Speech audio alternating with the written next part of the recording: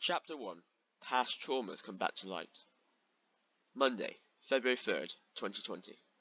The school gates opened at 8 AM, as they usually do. The students flocked through the gates, some more reluctantly than others. Amongst these students was Monica, an ex-president of the school and the leader of the prestigious literature club, which had gained notoriety in the past few months thanks to the continuous efforts of Monica to push her clubmates, Sayori, Natsuki, and Yuri to be more outgoing and productive when it came to getting the club's name out there. Since then, the club has received many applications to join, something that overwhelmed Monica and something the other club members were rather outspoken about, or at least two of them. Yuri, on the other hand, despite being someone who's usually rather conserved and antisocial, was expected to be the most outspoken about the whole situation. Surprisingly, wasn't. No, she was extremely quiet about the whole situation. This was surprising to the rest of the club, but was something they didn't intend to address. At least, not until 4:30 PM. Hey, what's with you, Yuri? Shouldn't you be the one speaking out against all of this? Oh, No, I don't care what kind of excuse you have to make. Just what's your problem recently, jeez? If you're gonna ask me something and then not let me respond, then what's the point, you little bitch?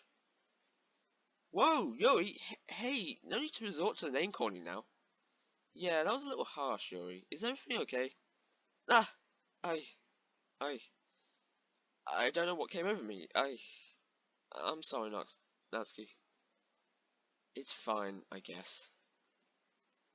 Yuri had been acting strangely for a while up to that point, almost to the point where it seemed normal for her. Without a second to spare after the fact, Yuri excused herself to the bathroom. She shuts the bathroom door behind her. She drops her bag to the floor promptly. She looks in the mirror. What is wrong with me? Why have I been like this? I don't want to hurt my friends. So, why did I say what I did to Natsuki? I don't get it. Yuri splashes her face with water.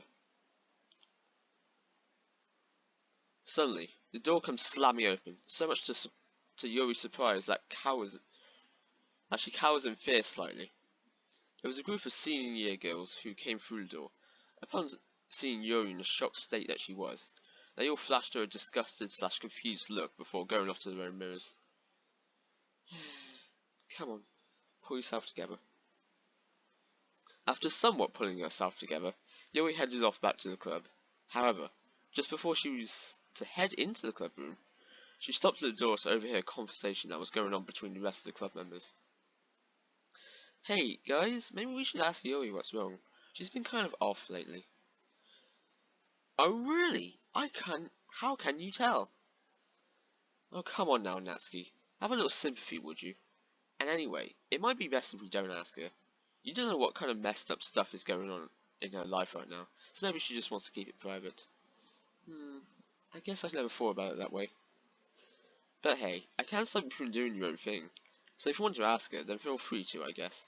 Just don't be too surprised if she goes off the rails. Wait, Monica, what do you mean by off the rails? Huh? Oh, nothing. Don't worry about it. Leaving it a few seconds between after the conversation ended and her entering through the door, Yuri makes her way into the club room. Oh! Hi, Yuri! Is everything okay now? Yes, everything's fine now. Are you sure, Yuri? You know you can talk to us if something is wrong. Yeah, I know that. And everything is fine. Trust me. Well, okay then. Hey, Monica, can I talk to you for a second? In private? Oh? Well, of course, Yuri. Here, follow me. Monica walks with Yuri to the outside of the club room where they can talk in private from the other two. Okay, so what's the problem, Yuri? Well, it's about how I've been acting lately. Okay. I don't know, something feels off and I just cannot place it.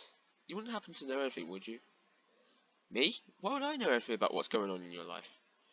Oh, well, it's just that you're my closest friend, so if anyone were to know anything, it'd be you.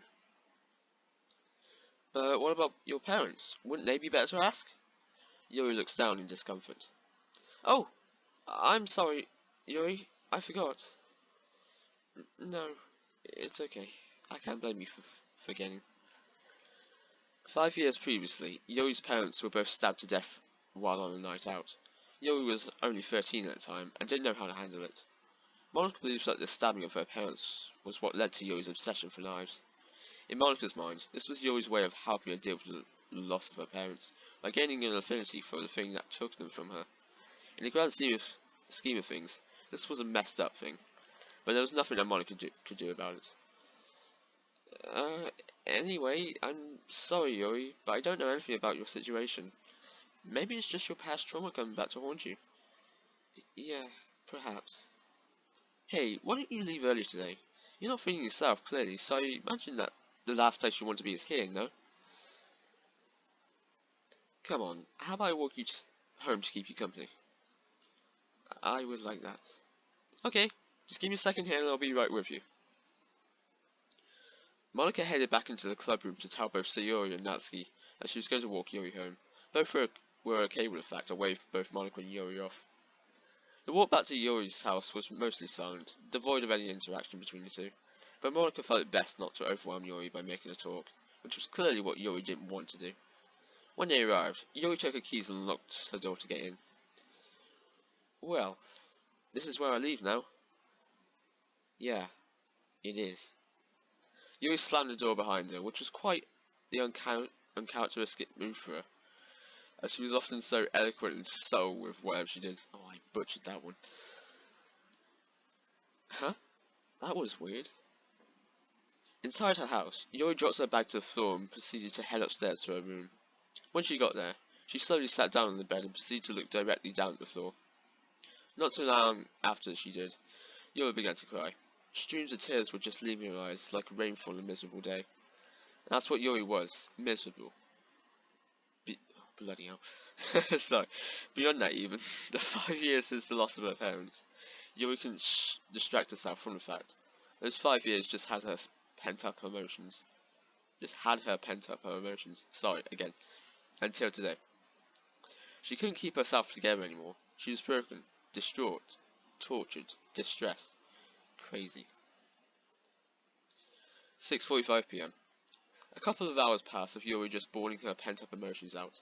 When the crying slowed down, she was able to gather her thoughts, but not in the way she wanted. There's nothing I can do. There's nothing I could have done. Why do things have to be this way? Why did they have to go out? Why couldn't they just stay with me? They'd be safe that way. They'd be safe that way. It's not fair. It's not fair. It's not fair. It's not fair. Why did it have to happen to me? What did I do to deserve this? What did they do to deserve this? Why did I deserve to have them taken from me? Why? Why? Why? My apologies for not keeping character. The miserableness that Yuri was feeling had turned into rage. She got up from where she was and sitting on the bed and headed to the closet she had in her room. In the closet was a rather large chest, a chest of knives that Yuri had been collecting over the years. Yuri took the chest from the closet and placed it on her bed, just beside where she was previously sat. The chest was supposed to be locked with a key, but the key was lost years ago. All the while the lock still remained. Unlocked already though.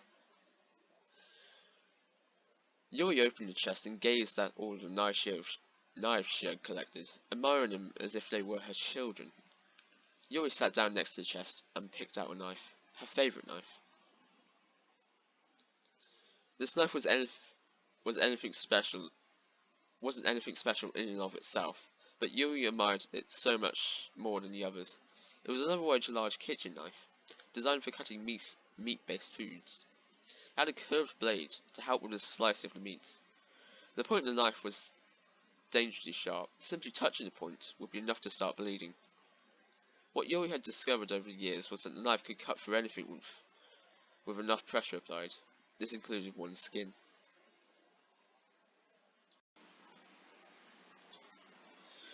Yuri had used this exact same knife over the years to cut herself with, leaving a substantial amount of damage to her arms each and every time. She wasn't ever bothered by this fact though. Every time she did cut, she experienced highs of adrenaline rushes, that she had never experienced in any other scenario. She got so into her curtain at one point that she found sexual pleasure from the act. That scenario she ended up telling Monica about. Monica didn't take it too well and rightly belittled Yuri for doing such a thing in the first place, but that didn't stop Yuri. Yuri took the knife, placed it against her already severely damaged arm, and proceeded to cut again. Just like all the other times before, Yuri found sexual pleasure from the act, and the adrenaline rush she received for each cut just enticed her to keep going. The cutting session lasted no longer than 5 minutes tops, but Yuri had gained what she wanted from it, so it was a win-win for her. The sexual pleasure was still flowing through her body, and she thought no better way to take advantage of this than to start touching herself. Sorry. She had gotten so into the cone that she just couldn't resist. Before doing so, she headed towards a desk where her workstation was at. Here, she had a number of different equipment. Pencils, pens, erasers, etc., etc. It was the former she sought through most. Specifically a certain pen. A pen that she stole from the exchange student that joined the club last year, simply known as MC. The student was only at the school for a year, but he made such an impact on the girls in the literature club that, while he was there, especially Yuri. Yuri took the pen she stole from MC, brought it back to her bed, and started touching herself with it, gently rubbing it against... bloody hell. Gently rubbing it against her clitoris to fuel the sexual pleasure she had previously gotten from the curtain. The more into it Yuri got, the faster she went with the pen, and the more pleasure she was getting from it in return. A win-win for her, really. It didn't matter how fast she went or how much it began to hurt. Yuri was content in what she was doing, letting out small moans every now and again. I cannot keep my composure, I actually wrote this. The memory of her parents had finally pushed her past the limit, and in the span of like half an hour, she went from bawling her eyes out to cutting herself to then touching herself. She had become unhinged. A couple of minutes later, Yuri encourages an orgasm, and, in the heat of the moment, the pure crazy state she was now in,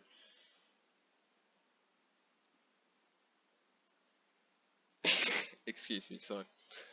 Yuri tasted herself. This did nothing but entice her crazy state even more. Ha, ha, that was so good. I guess I really have lost it now.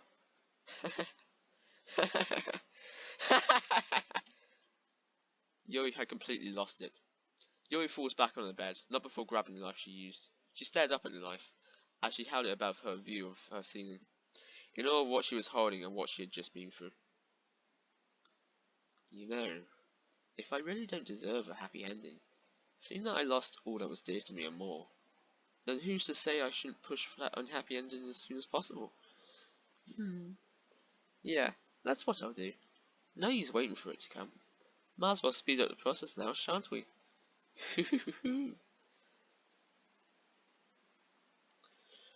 Chapter 2. To be unhinged and unstoppable. Tuesday, February 4th, 2020.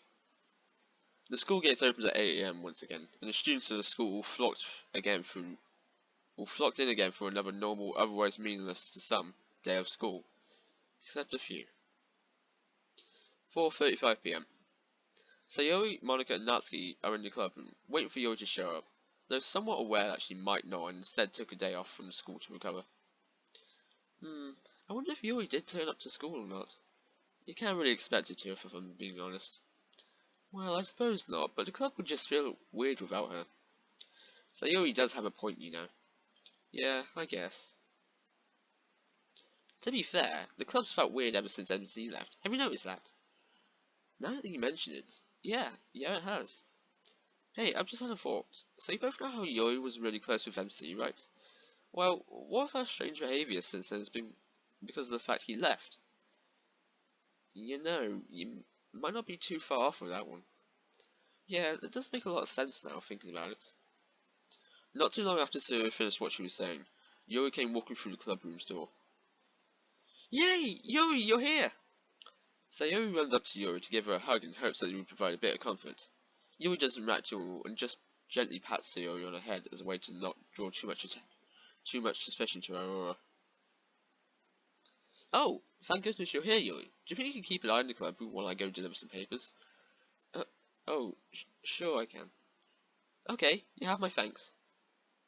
Monica heads to the door with the papers in hand. I won't be too long, okay? So don't worry yourselves. We won't. Monica heads out to the club room to go and deliver the papers. Something she'd regret doing later. Hey, Natsuki, could you meet me in the bathrooms, please? Why? What for? Oh, I have something for you. Just go on ahead while I go and fetch it. Oh, well, okay then. Natsuki gets up from her seat. I'm butchering these names. Back in a few moments. Oh, sorry. Back in a few moments, Sayori. Sorry about this. It's okay. As much as I want to know what Yori's going to give you, secret's going to be fun too, I suppose. Yeah, you're right, Sayori. Yuri flashes Sayori a rather weak and unconvincing smile while Natsuki, Jesus, leaves the clubroom to head to the female bathroom. Just as Yuri's about to head off to follow Natsuki. Don't worry, Sayori. I'll have something for you too when I get back. Ooh! I can't wait to see what it is! Oh, I bet you can't. Yuri exited the clubroom to go and meet Natsuki. Sayori was a little befuddled by the delivery of what Yuri said, but she didn't think too much of it. Female bathroom, 4:45 p.m. I wonder what Yuri could have for me. Now less than a couple of seconds later, Yuri comes through the door with her bag in hand. Ah, there you are. She turns to face Yuri. So what do you have for me then? Yuri shows Natsuki a weak smile. Just give me a second here to find it. Yuri brings her bag closer to her so she could rummage through it, making it seem as if she was actually looking for the gift. Ah! Here it is. Yuri pulls out the same knife she used the previous night to cut herself, her favourite knife, and then drops her bag to the floor, making sure Natsuki had full view of the knife. Holy hell, Yuri! Why do you have a knife on you? Where'd you even get that? Yuri toys with the knife. Oh, I wouldn't worry about either of those things if I were you. Okay? Is this some kind of prank or something, or... Oh, this isn't a prank, Natsuki.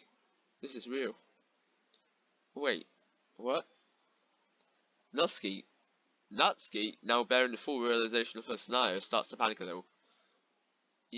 Yuri, hey, come on now. Just put the knife away and we can move on. Yuri, please, I don't know what I've done, but if I've done anything to you, I'm sorry. Natsuki starts to cry a little. Yuri, I'm sorry, please. Oh, sweet, sweet Natsuki. Crying won't do you any good now. Yuri slowly edges closer to Natsuki, with Natsuki, in turn, stepping back slightly each time, until she finds herself against the wall. Through tears. You're actually gonna hurt me! Oh God, help me! God won't save you now. Yuri, please, please don't. Begging won't save you either. Yuri lifts Natsuki's head up by her neck with the blade of her knife.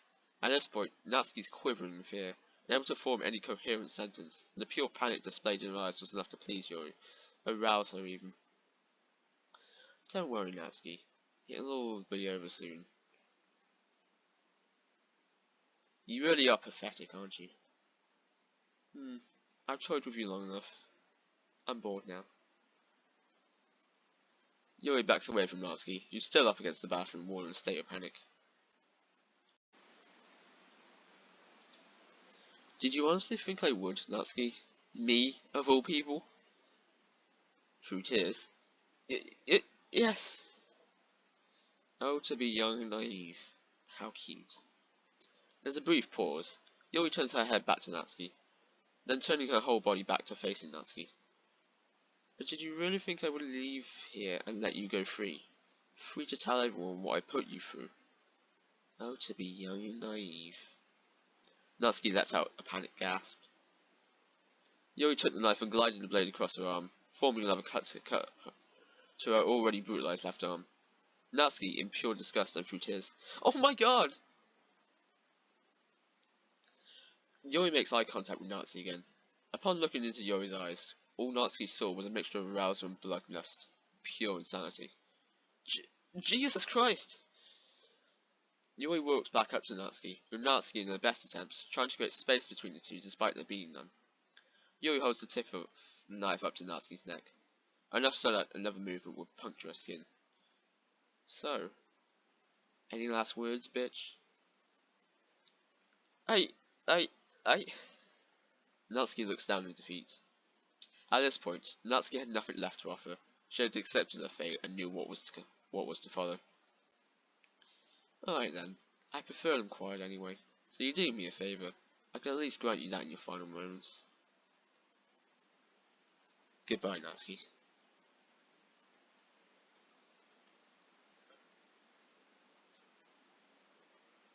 Sorry, I got distracted there for a second. Softly and inaudibly, Yuri. Yuri twirls the knife in her hand before proceeding to slash Natsuki's neck, causing Natsuki to swiftly drop to the floor, desperately and hopelessly gasping for air in her final moments. Yuri stepped back to admire what she had done. In front of her laid a bloody corpse with dead eyes and dead hopes and dreams. Oh, Natsuki, even in death you still look pathetic. I suppose it's a good thing you'll never know that. Yuri admires the knife in her hand. 2 to go.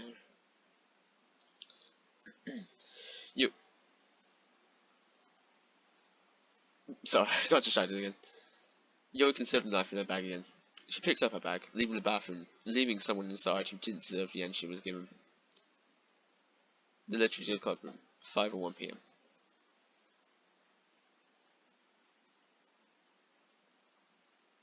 I keep getting distracted, sorry. I wonder if Yuri's given Natsuki her gift yet. At that moment, Yuri comes walking through the clubroom door. Ah! Yuri, you're back! Oh, wait, where's Natsuki? Oh, she has to stay behind to do her hair. Oh? Well, she could have come back to me to let me do it for her, but okay. So we headed back to her seat, located at the back of the clubroom, to continue her drawing of the poster for the Literature Club. Yuri turns a seat at the front of the clubroom to face Yuri, which she sat on, but not before pulling the knife from her bag. Yuri sits comfortably, one leg over the other, toying with the knife. About a minute passes before Sei looks up from her drawing and notices Yuri. Yuri? Why are you holding a knife? Wouldn't you like to know? Well, yeah, I would like to know. You always take things so literally, don't you? You've never really been the smartest cook in the jar. Speaking of cookies, maybe one would help you right now. You're even more naive than Natsuki was. How cute. Wait, was? What do you mean, was? You actually picked up on that. I'm kind of surprised. Yuri twists the knife in her hand, shangles it so that Yuri can see the blood on it.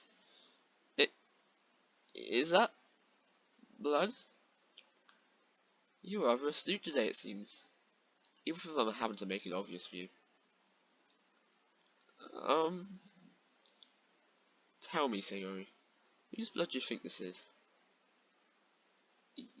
Yours? You're half right. Half right? It takes Sayori a second before the realization hits her. Oh my god. Has it hit you yet? No. How could you? Quite easily, in fact. Once you have nothing left, you can do anything. This isn't real. It's just a dream, right? Sorry to say, Sayori, but this is no dream. But Yuri, I don't understand. No, you don't understand. You never have. None of you ever have. None of you ever will. At least, especially not Natsuki. Sayori, knowing the situation that she was in, tried sidling along the wall, slow enough where she would hope Yuri wouldn't notice. But she did. Yuri stands up from her chair. Alarmed. Ah! You're not getting away from me that easily. Yuri shows Sayori a blank stare and proceeds to walk towards her. Sayori, now panicking. Yuri, please! Just like I said to Natsuki, begging won't save you now. Without a second thought, Sayori tried to run around Yori to get to the door, but Yori caught her by her school jacket, pulling her back and slamming her up against the wall she was just against. Ah! So Yori leans in.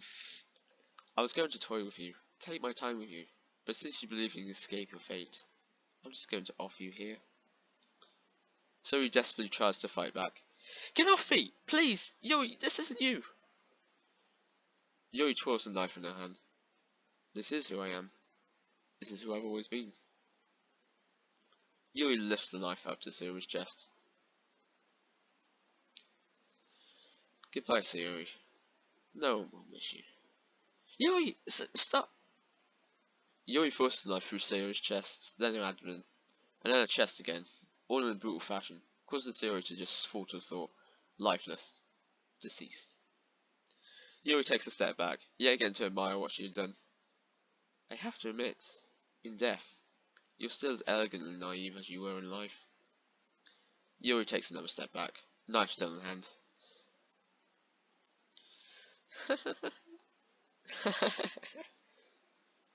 Oh, what is it?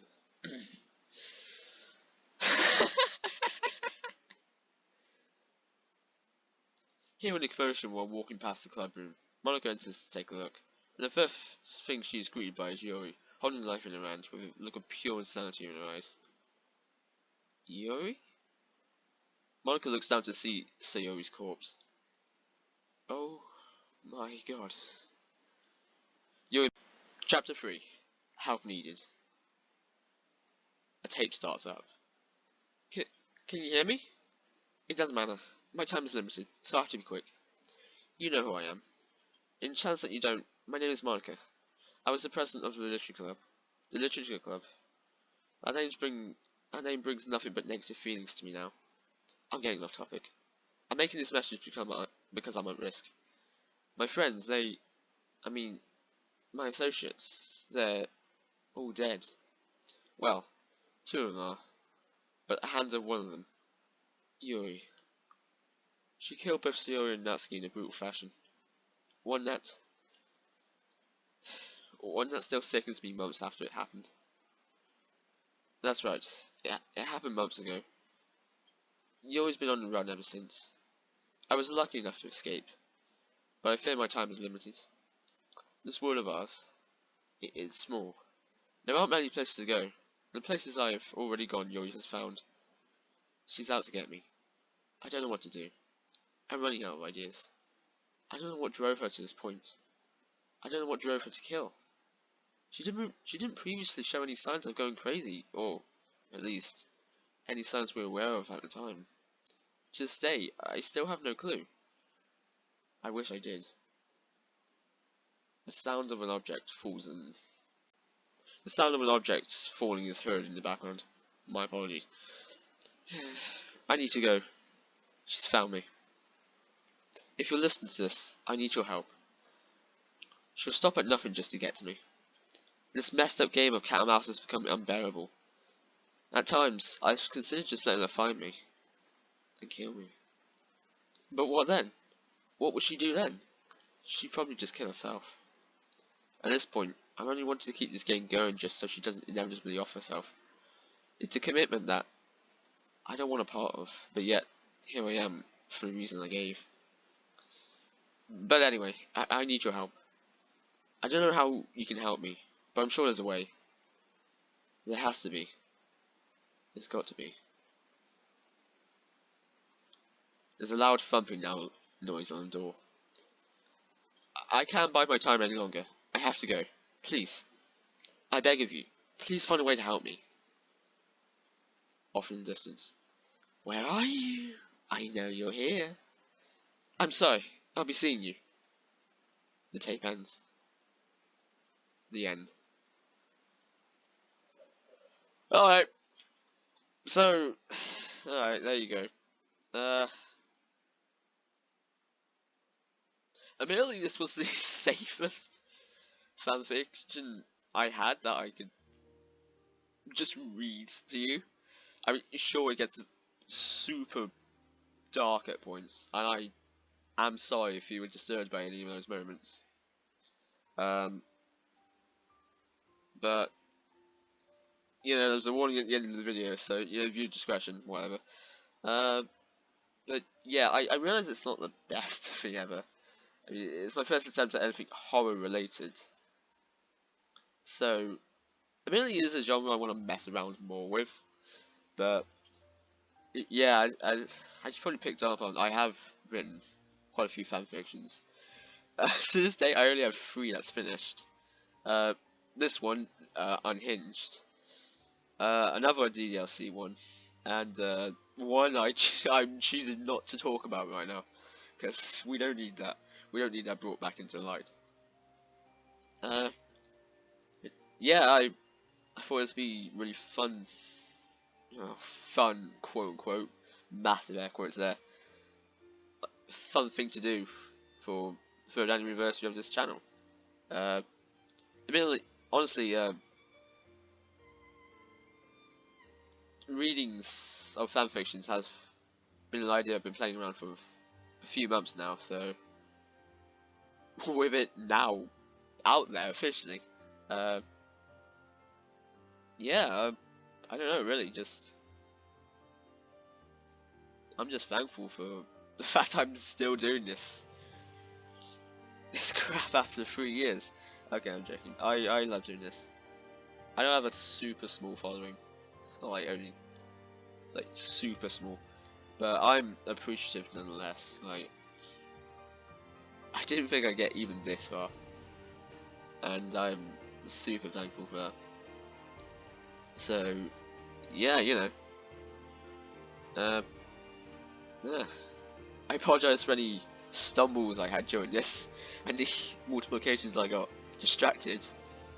Yeah, and I also apologize if the audio is not exactly great. So, yeah. This has been fun.